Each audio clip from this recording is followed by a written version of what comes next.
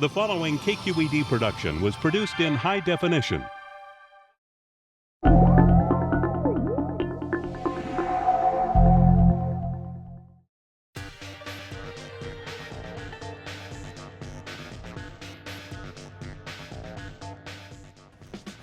You've heard of better living through chemistry, but how about better living through nanotechnology?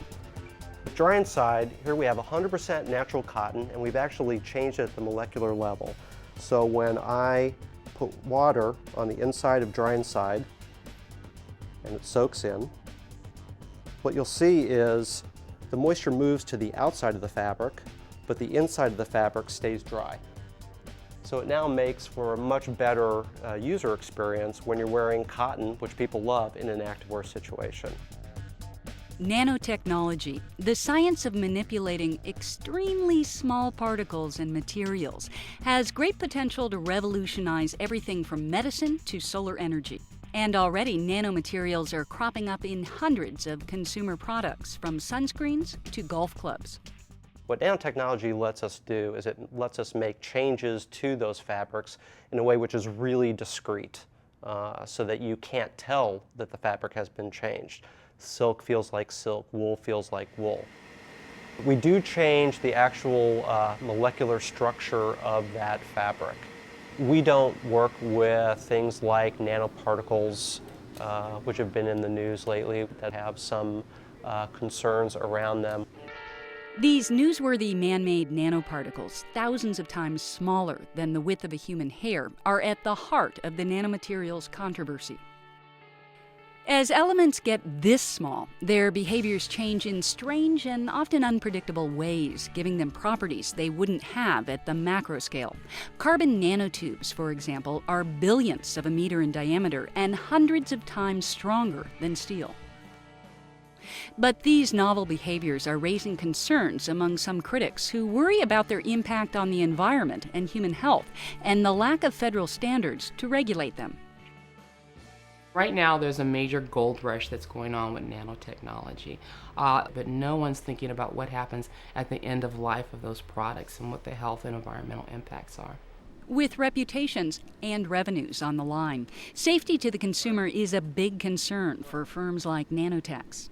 Because there isn't a lot of regulation in the industry today, it creates some concerns among people. Are all these products vetted? Have they been proven to be safe? So we go through extensive testing of all of our technologies before they come out on the market. They're evaluated for skin sensitivity, for dermal irritation, for toxicity. What's the impact of our product going in the effluent, in the water stream? If we are not putting a safe product on the marketplace, we don't have a business. But what about safety for workers fabricating nanomaterials? Dr. John Howard is the director of NIOSH, the National Institute for Occupational Safety and Health in D.C. Well, one of the questions people always have is, well, how could a filter on my respirator that I've been using for years, how could it work for a particle so small? Because when you look at a respirator filter, it's actually like a lattice work. If you have a particle that gets very, very small, then as Einstein showed us when he discovered Brownian motion, it's going to be bouncing all over the place. So the probability is even greater that it's going to hit one of those lattice works and never get through. Whereas if you have a particle that's much bigger, let's say 300 nanometers, it's not going to move around as much, so the likelihood it will have a straighter trajectory and will actually go through one of those holes. The idea that larger particles might pass through a filter more easily than smaller particles hints at the counterintuitive nature of nanomaterials. In fact, researchers believe the unique physical characteristics caused by their tininess are directly tied to the toxic potential of nanomaterials. The toxicity issues basically boil down to what I call the 3 S's: size, shape, and surface area. So of all the 3 S's for toxicity that we're all looking at, surface area seems to be the property that may relate more to toxicity. To understand more about the toxicity of nanomaterials, researchers at the University of California at Davis are performing tests using common nanoparticles. Here, they're investigating carbon nanotubes. Our interest has been in an occupational setting, whether carbon nanotubes could be inhaled and enter into the respiratory tract, into the deepest portions of the lung due to their small size. Getting carbon nanotubes, which cost $1,000 a gram, into a form that can be inhaled by lab rats required some ingenuity. This system is designed in such a way that we can actually pack this needle or syringe with carbon nanotubes, which then are slowly advanced into the path of a rotating diamond knife. We actually create a fragmentation of the carbon nanotubes to a size that allows them to be respirable by the rodents. The rats inhaled the nanotubes for up to 6 hours at a time. Although their lung cells did experience inflammation, they recovered over time. So far, man-made nanoparticles have not been shown to harm humans, but the UC Davis study and others like it are reminding us just how much we still don't know about nanoparticle toxicity.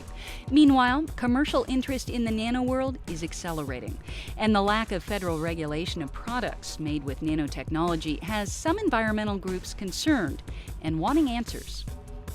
The most important information, of course, is the last page Right. on the exposures and the risk assessment.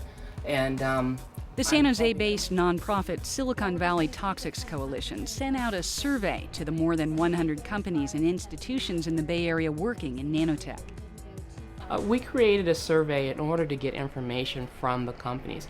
Right now, there's really no requirement for the companies to report to any of the regulatory agencies. If a company wants to do the right thing, if they want to conduct a toxicological study, if they want to find out or figure out whether or not there's any health or environmental hazards associated with their products, they almost put themselves at an economic and a competitive disadvantage because the other companies aren't doing the same. Presently, there are more than 600 products using nanotechnology on the market. The question is, can federal agencies regulate these with existing environmental laws, many of which are more than 30 years old and don't acknowledge the existence of nanoparticles? Well, people always ask, well, why aren't there regulations and why isn't the government regulating nanotechnology? When government decides to regulate something is they have to know what harm they're preventing. They could be challenged in court. So someone could say, well, where's your evidence? The likelihood is, unless you have that evidence of harm, you're probably going to fail in defending your regulation. As the debate rages on, the worldwide market for nano-manufactured goods is expected to exceed $2 trillion by 2014. I think the onus is on both businesses and consumers to understand this new emerging field. Consumers need to understand what this might mean for them, not only what the potentials are, but what should they look for? What should they question? As scientists push the limits of nanotechnology forward, a new world of potential solutions lies in front of us. Think clean water for everyone, or super efficient solar panels. But with so many unknowns, it's a future that could evaporate in a single moment. Nanotechnology's future, both in the United States and internationally, I think is going to depend on how much investment we make in risk assessment and risk management now in the first decade of the 21st century. And God forbid something should happen in the nanotechnology world where we have a health effect and we don't have those answers, then we will lose the public's confidence and we will have a stillborn technology that does not come to the promise that we all know it can. You can make Quest even better. Take a short online survey for a chance to win a $50 gift certificate to Amazon at kqed.org/quest.